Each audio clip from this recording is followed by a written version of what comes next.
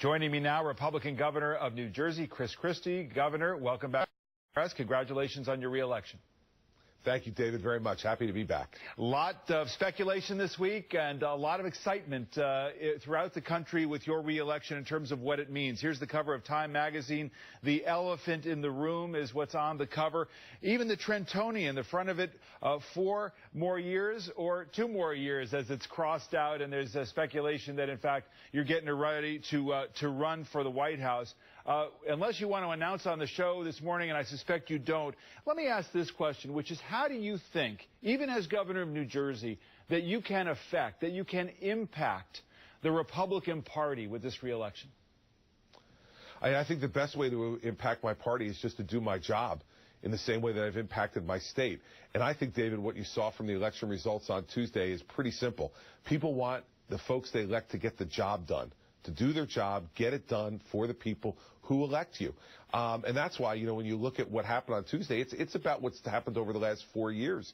143,000 new private sector jobs, cutting business taxes, controlling property taxes, reforming teacher tenure for the first time in 100 years, and reforming a pension and benefit system to save $120 billion over the next 30 years for taxpayers. It's that kind of record that people were supporting on Tuesday night, and I'm thrilled to get their support, and I'm ready to get back to work. But whether you like it or not, you've been thrust into a position where you sort of the face of the establishment wing of the party. Ted Cruz is the face of the conservative wing of the party. And the question is, who wins this argument? Mitt Romney told me here last week that you could save the Republican Party. Does it need saving, and are you the guy to save it? Well, it was very nice of Governor Romney. I watched him on your program last week, and I appreciate his kind words. And I was a proud supporter of Governor Romney, and Mary Pat and I still consider Mitt and Ann very good friends. But listen, I'm not focused on that, David. What I'm focused on is doing my job in the state of New Jersey. That's what I ran for. That's what I want to do. And I think what the election showed was that if you want to attract a majority of the Hispanic vote, if you want to nearly triple your African-American vote as a Republican, what you need to do is show up. You need to show up in those places where, you know, David, I did a town hall in the city of Irvington in my state about 1.5 years ago. I got 4.7% of the vote in Irvington in 2009. I went there, and there were more people in the church where I did the town hall than voted for me in 2009.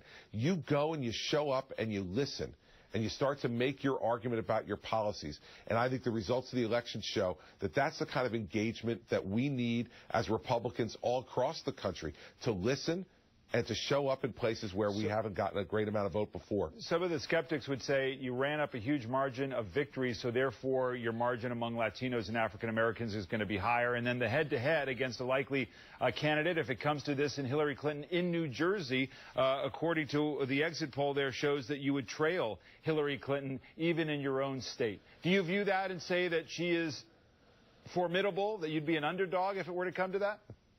You know how I view that, David? That I got 61% of the vote in the state of New Jersey, in a blue state that had just reelected Barack Obama 1 year ago by 17 points. That was nearly a 40-point turnaround between voting for a Democrat at the top of the ticket and voting for a Republican. And, you know, getting 51% of the Hispanic vote, I'm very proud of that, because I've worked hard with the Hispanic community to let them see how our policies can help their families. I've worked hard with the African-American community. I've worked hard with seniors and students, and all those people came out and voted in large numbers for us on Tuesday. So people could say whatever they want, but the numbers speak for themselves. I'm proud of it, and it's going to give me a mandate to go back to work for the people of New Jersey and finish the job. Here's the question. Are you a moderate or are you a conservative? This is how our blog, First Read, described some of that criticism already coming from the likes of Rand Paul or Marco Rubio. They write this: if Christie does run for president, this exactly the line of attack his Republican rivals will pursue. This guy is not one of us. He's from New Jersey. His state has legalized gay marriage. He's expanded Medicaid, and he's expressed some gun control and pro-immigration reform views. What's the question? Are you a moderate or a conservative? David, listen, I don't get into these labels. That's the Washington, D.C. game, and what all those men and women down there play. Look at my record. We're spending less today in 2014 fiscal year than we did in 2008 in real dollars. We've cut business taxes by $2.3 billion, 143,000 new private sector jobs, reformed teacher tenure to put accountability in the classroom for the first time in 100 years, and reformed a pension and health benefits system, an entitlement system in New Jersey to save $120 billion for the taxpayers over the next 30 years. Judge me by my record. That I'm very, very comfortable with. All the labels, that's for the folks down in Washington, D.C., and obviously they love playing that game, but the people of America aren't interested in that game. And I think given the approval ratings in Washington, they've shown that. And yet the Wall Street Journal, about your economic record, concluded this in an editorial Wednesday. It's the biggest area of disappointment, failing to improve the state's economy. The state jobless rate is still 8.5%, among the 10 highest in the country. It's true, they write, that he inherited a mess, but Mr. Christie will need a new reform agenda in 2014 to impress national GOP primary voters going into 2016.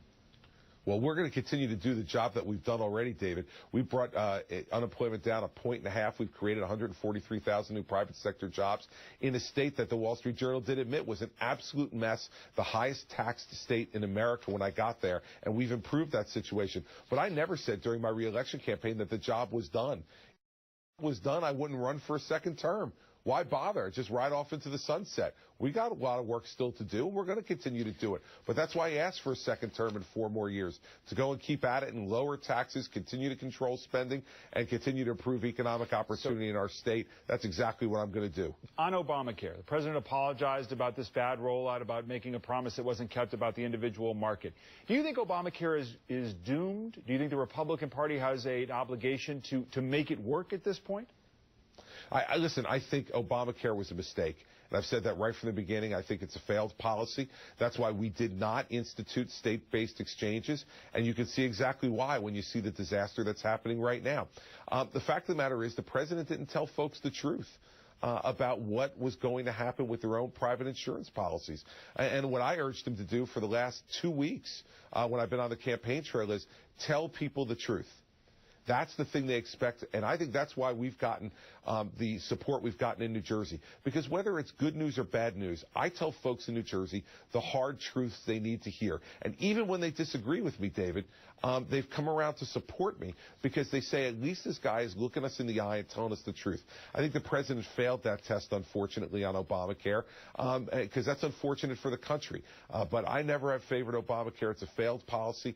We all know that, and the fact is that the president needs to own up to it and tell folks the truth. All right, Governor Chris Christie, a lot more to come from you, I'm sure, as we move forward. We'll be watching you closely there in New Jersey and beyond. Thank you for your time this morning. I appreciate it. David, thanks for having me on. I appreciate it.